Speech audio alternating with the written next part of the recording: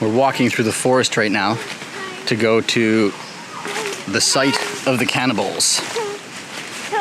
We don't know if we're going to return alive or be eaten. Trusting strangers is the story of my life. Many great stories and incredible adventures have come from trusting random people that I've just met. Like the time I ended up with my family in the middle of the jungle on a small island in Vanuatu, staring at the skull and thigh bones of some guy who'd been eaten by the natives. This week, we learn why this ancient custom was practiced and what caused it to stop. Cannibalism, the act of eating human flesh, was practiced in Vanuatu and other Melanesian cultures for centuries.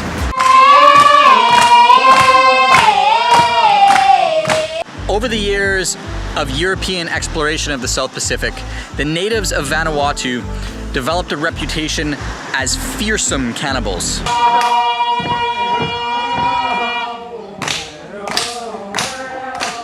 I wanted to hear about cannibalism from the source, from a descendant of a family that used to practice cannibalism. I remember we'd read somewhere that on Ranu there was actually an old cannibal site. So we decided to lift up the anchor and go to Ranu. We soon found ourselves being led deep into the jungle by Tom, a guy that we just met on the beach who is a direct descendant of one of the families that used to practice cannibalism on Ranu. We're walking through the forest right now to go to the site of the cannibals.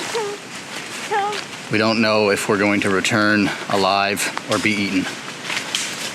Yeah. How do they get the stones here? So we use custom lips, custom songs to sing, and then make everything become light. Custom, K-A-S-T-O-M, plays a huge role in the lives of the Nivans today. Both black magic and dancing play a large role in that custom. The ancestors of our guides cast black magic on stones in the sea and then carried them with that black magic into the heart of the jungle where we stood. The Nivans would kill men that they either killed in battle or who stole their women. Like the enemies. Not a punishment, but like an enemy.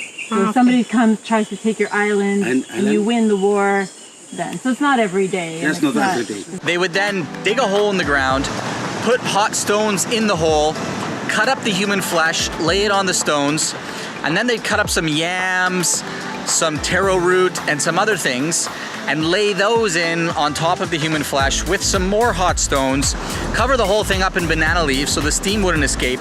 After 3 to 5 hours, it was ready to eat.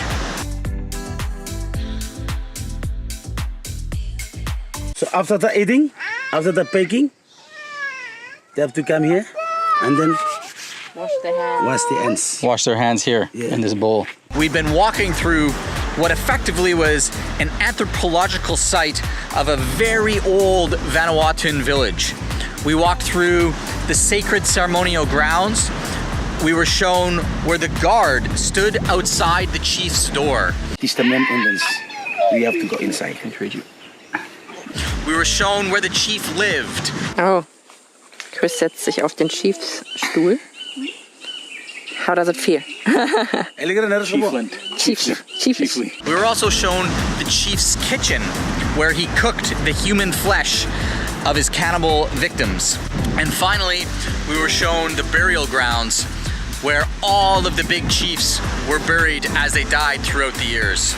The cemetery belongs only for the big chief. It was quite possibly these burial grounds that were the most fantastic thing of everything that we'd seen in this ancient site.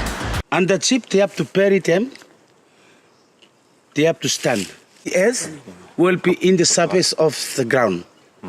When become sting, they become sting and everything get lost. Like everything done. Everything done. They have to carry the heads out and they have to put them here. So you can see the... Oh yeah, a skull there.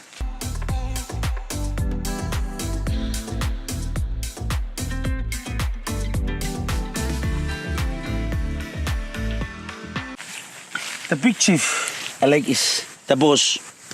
I couldn't help but imagine the history of this place. I had many questions, one of them being, why did these people decide to leave the jungle and move closer to the shore? I asked one of our guides this question, and he gave me a very simple answer, which was, we were visited by the missionaries and they gave us the good news. We had to move out of the darkness and into the light. When I asked whether they knew the black magic that was used to lift these massive stones up and bring them into the jungle, I was told they knew it, but they weren't allowed to perform it because God would not allow it. After our trek through the jungle, a couple of things became more clear to me about the people of Vanuatu. While cannibalism is no longer practiced today, the people still take their custom and the traditions associated with it very seriously. And when we take the time to be curious, to be inquisitive, and to listen, strangers can turn into friends, friends can turn into family, and it's incredible what we can learn from each other. If you enjoyed this video, please give it a like and subscribe to our channel.